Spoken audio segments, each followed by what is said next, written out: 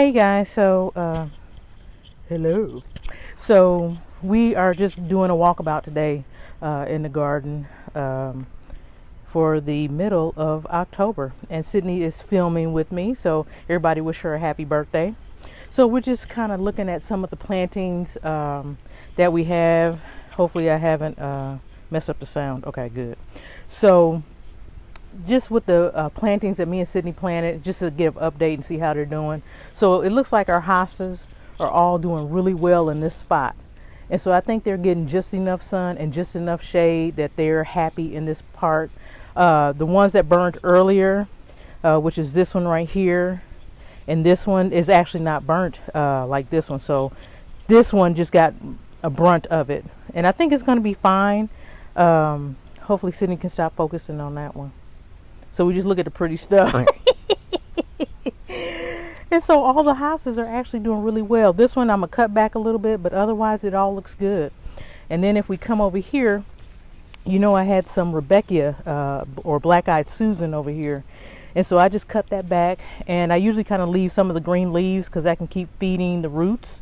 And so those will come back, and you know they spread a little bit. They're not invasive, but they do spread. And so if you just don't want them to spread, you just chop it off at that point.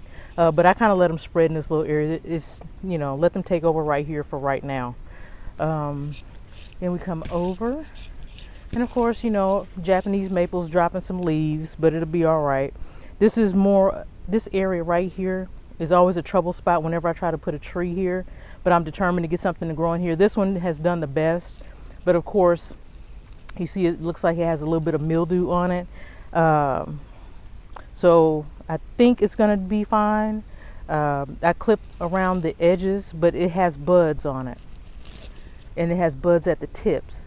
So the plant is doing good actually.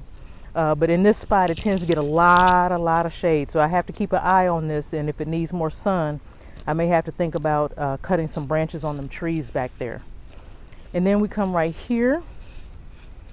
And so this Japanese maple is doing excellent. I really don't have any complaints about that. That feather leaf is beautiful, and I did buy it that color. I did not buy it red, and so I really love it. This is a Pinky Winky that I just cut back. You don't have to do a 45-degree angle. You can just cut, but I cut right above a bud on these. And so I just want to kind of see what this one's doing. I really don't want to cut it back hard. I probably could, but I really don't want to. But I'm going to think about it. Come over here, and I still have some a peony I need to cut back. And then my Rebecca. And so they just have grown, this peony has grown solidly here for the last 10 years. And that's the one with the white. I think that's the Festiva. So that's doing really well. Then we come over here to the Weeping Redbud. This is about 10 years old, and it's doing really well. Is that a bud in there? No, okay. So I did have somebody come in when they were doing the scorched earth, and this guy came in and he cut this thing in half, not the main stem, but all around it. So it looked like a little umbrella. It was so ugly. And he said, "Don't worry, it's going to be great." And I didn't like it. But I love the way that it kind of fills in this spot here. And I like it, you know, to naturally do that. But I will cut around the bottom so that it's not dragging. In here we have the end of the season for Stellador Day Lilies. And so all of these will be cut back. These are Stellador right here. This, and that. So those will all be cut back. And it's so easy to cut these because you just grab them around here, and then you just cut it all the way across. With the rest of the day lilies, I want to give them just a few more weeks so that they will completely yellow. Because right now they're, you know, when it's green, they're feeding their roots. So I really don't want to take away from that. Let me make sure I have sound. Yeah, I did. Look at me. I'm good. Okay. And so in the last video that I did by myself, I realized that I'm probably going to have to remove a lot of this stuff that's planted here. So can you see my finger? So right here where these irises are, these irises and day lilies, and then where these irises are probably going to be some kind of conifer. or elm or evergreen, as well as where the bird feeder is. So I think that's just going to be a good idea. And of course, the bottle tree is moving, and I got to find some more bottles. The only bottles I can find that are beautiful and blue are beer bottles. So I don't drink beer, but you know, I guess I'm going to have to find some somewhere. And so if we come over and we kind of think about those plantings and put in evergreens, I think that's going to give it some structure, like I said last time. But I'm still going to keep these daylilies in the front, but everything in the back is probably going to move some kind of way. I'm just not sure how much I want to keep, but I have to keep some of these irises because I already got rid of like dozens of them. And then if we come over here, so you know, the other day we planted these new sedums I got, and the sedums that I bought, I can't see. Sydney, read that off. It was at Thunderhead. Yeah. Thunderhead sedum. Look at that color on there. Isn't that pretty? Oh my gosh, it's gonna be gorgeous. And then of course I have the roses I transplanted. They have some really nice leaves on them. And then this hibiscus is actually getting ready to bud again. I'm not sure why, but it's been kind of, you know, it's been kind of nice out. So that's the hibiscus Sydney's gonna take as soon as it starts getting cooler. And here's a color for that sedum. Look how pretty that is. Look at that. That's pretty. That is so vibrant against that green leaf. I love it. Okay, then we can come over here. And so, not sure if we can get seeds off of this lantana. Maybe Sydney can try and get some seeds off of there since she's the seed queen, and see if we can get some lantana for next year. But these, as you see, are like the annual type that don't really spread, or maybe they just didn't spread for me. You know, I don't water a lot, so. But they really did cute under this tree, and they stayed in their spot. So Sydney might be able to grab them seeds and let's see what it does. Okay, I know. Sydney's getting attacked. Okay, and so Miss Molly, our Buddleia, which is our butterfly bush, has a lot of new growth right up in there. And actually has spread a little bit. I think this thing has grown. It was here before, where these leaves are, but it looks like it's grown a few inches, so it's doing really good. And Coda's eating grass. His tummy must be upset. The other Buddleia we talked about before, which is the Black Knight, is right here. That thing is going to get huge, about 5 feet, I believe. And so that's going to fill in this whole area with, you remember, I have cone flowers here. So they're a hot pink. The Black Knight is a really dark purple flower. And then you have Miss Molly with this very deep pink purpley color. And so I think that's all going to be really pretty. And then of course the cone flowers lighten up as you go down some. And then I have here in front, I just planted this good old phlox. And this ground cover phlox is it's a creeping phlox, and it has more of a lavender color. So it's just going to be this gradation of lavenders and purples all up in this area. Okay. And so I just have those two. They spread about 6 feet. So they're going to take over this whole area with the frog sitting in the middle. That's going to be cute. Okay. And so as we come down, of course, this rose got cut back really hard. It tends to sprout up. That's the Queen Elizabeth. Okay. And then we have the rose that I had growing here forever. I think it's a climbing rose, but it's white. I'm gonna let it do what it do. If it gets taller, I'm gonna have it growing on this fence.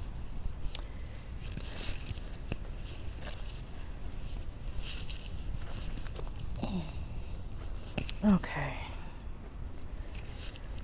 So, right here, as you can see, with just a little bit with a lot of new growth. Okay.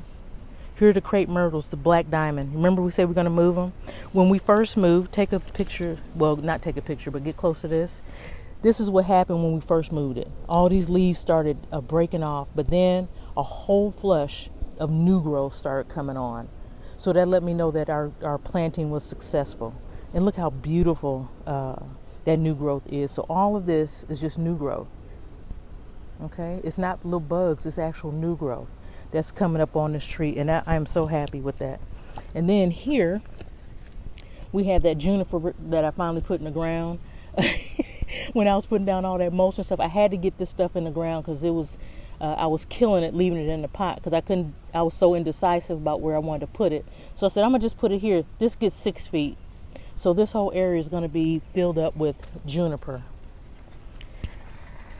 Now, in the process of doing all that, I had to move some things around because this, which is the 9 bark, and everybody who has 9 bark knows it gets really tall, like 7-8 feet, right? So why would I have that next to the crepe myrtle that gets like 10 to 15 feet, and then have a peony, which was in the back, and that only gets like what, 3 or 4 feet?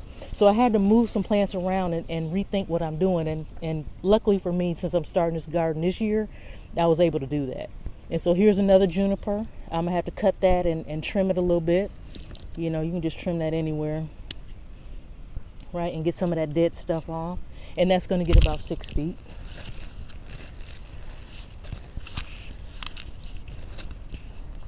And watch out for poop.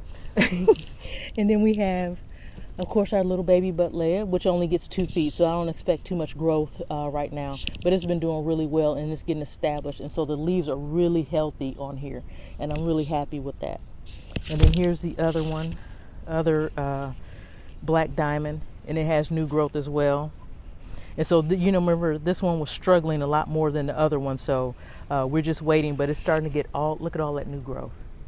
I'm so happy that I finally moved them, because I think if I would have waited, I would have killed it.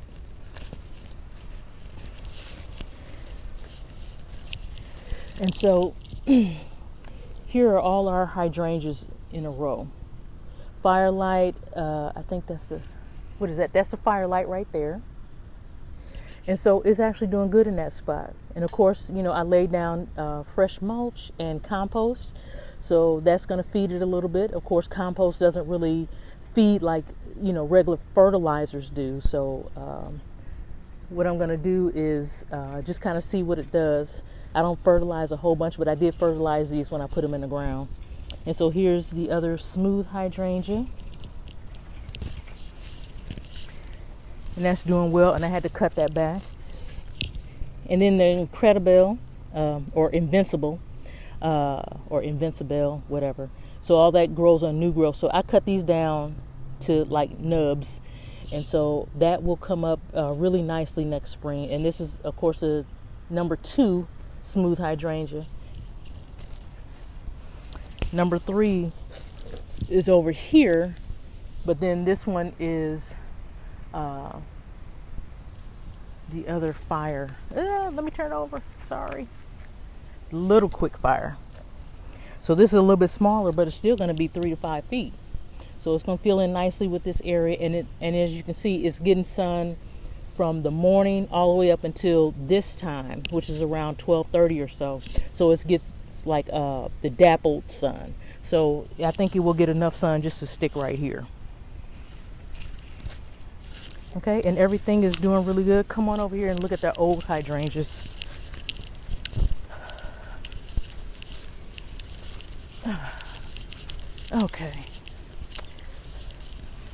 Okay, so this is my old buddy that has been at this house for about 20 years now. This is a big oak leaf hydrangea. This is the peewee, this is a peewee PG, or a peewee oak leaf with the white leaves. And so when I cut these, come on in, Sid. I know this thing is huge. When I bought it, he said, yeah, it's only going to get 5 feet. Okay, 5 feet myself. So when I cut these, I really don't cut back. A lot of times I just cut back the buds. But if I'm cutting back, if you come in here, you can see the nodes. And I can cut back to here, or I can cut back to here, depending on how much I want to go in. And the one thing about this, when you're having something this huge, you have to pull that back and go in there and clean it out. You see all those branches and leaves and stuff like that? It really helps things stay healthy when you go in there and clean it out. So I only do that maybe once a year or so, because it's always under this tree. But it's nothing that is hurting it, because it's all organic matter, branches and things like that, leaves and stuff. So when I do my cleanup and cut back, all of these, because all of these will be cut down to nubs, because these all grow on new growth. So if I wanted to stay kind of big, I could just cut off the ends and I won't get as many blooms. But the next year I will get more blooms because I won't touch it then. You see what I'm saying? But if I wanted to flush and have a lot of blooms, I cut it down to nothing and let all that new growth just shoot up, and I'll have blooms all over these shrubs. So everything just depends on what you want to have happen. So again, come on over. So this thing, as you can see, had buds everywhere. That's because I cut it down to nothing, okay? And it likes to grow on new growth, okay? And you can see it's floppy, it's new growth, right? But if I wanted to be sturdy, what I can do is just go in and clip down to like here, so that I have this as support, and then all that new growth will shoot up from there. But I have to be very careful, you know, with cutting with hydrangeas, because it depends on how many blooms you want. Do you want to have a lot of blooms or not? It may give me a whole bunch of blooms from this what I cut, but it also may not, because you know you have to make sure that you're not cutting beyond this. And you want to come in here, you see that bud, that will be where new growth comes in, okay? So I just need to, you know, make sure if I'm going to cut, I cut here, or I can go down the stem, and here's a two bud right here, right? And see how the new growth comes out? See how green that is? And that will give me a bud on it, right? So, you know, you really have to kind of take care when you're doing hydrangeas and know what you have. If you have the old-fashioned macrophylla, like what I have over there, which is not doing well in that corner, even though it's getting all that shade, it's a dry corner because I'm on the slope. So I have to constantly water. So you know what happens with that one? It has to move. And that one has been in that spot for years, but these last couple of years, we just don't get the rain, and up under this tree it's not getting the moisture that it needs. So that's going to have to move. Okay, come on over. And so we're not even going to go down the way down there, because all that stuff has to move and we just don't care. So that is the end of the video. I did have some things for you about, you know, when you're doing stuff in the fall. I always write down a whole bunch of notes. I like to make sure I have my stuff clear. So why are we dividing spring blooming perennials? So this is what I wrote down. Plants have stored up energy, right? So if we think about, come on over here so that you can see what I'm talking about. Put my back to the nosy neighbors. Okay? So plants have stored up energy in their roots that will aid in their recovery. Plants divided in spring have entire growing season to recover before winter or fall. But if you go ahead, like these are all spring blooming, right? So we go ahead and cut them now. And I probably won't, these I will cut back to nothing. And they'll be to the ground, and then I'll just mulch over the whole thing, because they will come up through the mulch. Because, you know, they're plants. They're going to find a way to live, right? These I'm going to let sit for a little bit longer, like I said. But they store up their energy in their roots. So that's why you let the plant keep feeding itself with the green, because it's still living. It's not dormant yet, right? Even though it's not giving us blooms, it is not dormant. It's still living. It's still giving us some interest, just like the irises. So I don't want to cut on the irises yet either. When you're doing irises, you never cut irises back to nubs. All you're doing is cutting it at an angle, because you want it to keep feeding the root, okay? Let's see. And then, you know, when I was planting my plants, some of the best ways to plant your plants in the fall when you're planting, and what I do, and you'll see this on most gardening channels, most people are doing this, is that the plant that you're getting ready to plant, you want to water it. Water it in whatever pot or whatever area it's sitting in, then dig your hole, water that too. Okay, so there's already some water there to feed or help with that plant to get established. And then once you get it in the hole, you're watering again. Get it in the hole, put the dirt in, and then water it till it's soaking. And then see, look about your drainage. Usually you can tell about your drainage when you water the hole without the plant in it, because then you're like, okay, well, this water's not draining really good. And I had to, dig a little bit deeper and then poke deeper holes just so that I can make sure they had good drainage up under that plant. And sometimes you can put rocks and things like that to help with drainage too.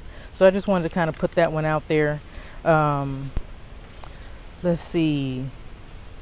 And then it had stuff about pollinators, but we already talked about pollinators and stuff like that when we were talking about the monarch watch. So for 4 months, these plants are doing pretty good for 3 to 4 months of life in this yard. And I can't wait for next spring. I think next spring is going to give us a lot of interest and a lot of things to talk about and what we need to do. And then we'll be able to kind of visualize how we want to proceed. And so I'm just really excited about what spring holds. And I think with the tree, because I haven't put anything up under there. The plants I thought I was going to put up under there, I didn't. I was like, forget that tree. So, so I have just a few things up under there. But I think what I'm going to end up doing is putting a whole bunch of annuals up under there, because my preference for what I want to do keeps changing. My plans for what I want to do with the garden keeps changing all the time. And so I really don't want to come out of this footprint and add more plants. So once I put plants in, that's it. The only bed that's going to change is bed 1 against the house. We already know why it's going to change. I still am not sure what I want to do. I think I just want to do roses because they're just so easy to take care of. And I think it's just going to be knockouts. Knockouts, of course, don't give you smell. They don't give you a scent, but they give you something that's beautiful. They give you something that is bushy and healthy throughout the season, even with Japanese beetles, because even if the Japanese beetles eat on them, once you knock those things off and you get rid of the Japanese beetles, guess what? That rose comes back healthier than ever. So I think that's just going to be a big option for me, unless I can find something that's a little bit resistant to Japanese beetles. But I haven't heard anyone say anything, and I haven't seen anything online yet. So we'll have to see. But otherwise, that's the only stuff we'll be working on next year.